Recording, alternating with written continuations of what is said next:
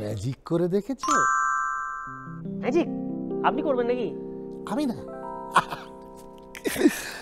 যে করার সে করবে। ম্যাজিশিয়ান ভেতরে আছে?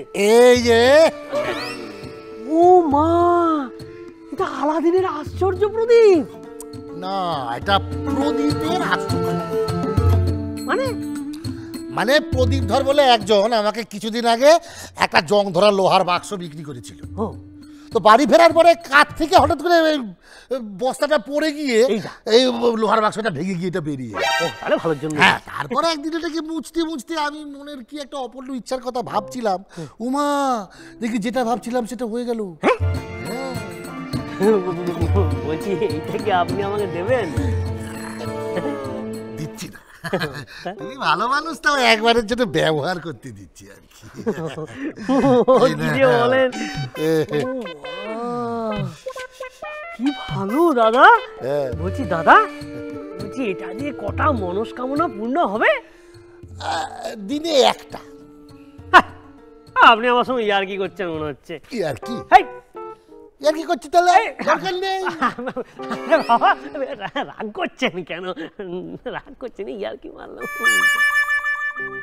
নাও এবার মাথা ঠান্ডা করে এটাকে ঘষতে ঘষতে মনের ইচ্ছার কথা বলো। মনের ইচ্ছার কথা বলবো? বলছি এটা খুব মানে খুব মনের ইচ্ছে, একটু সাইডে গিয়ে বলি? ঠিক আছে।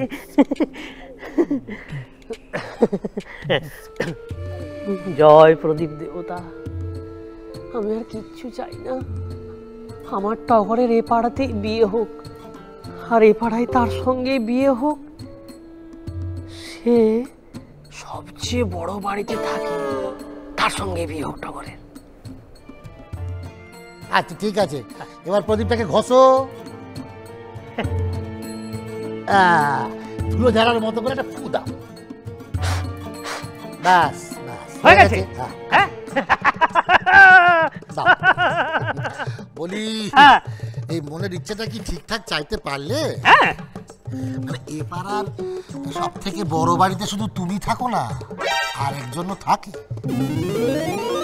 হরি গো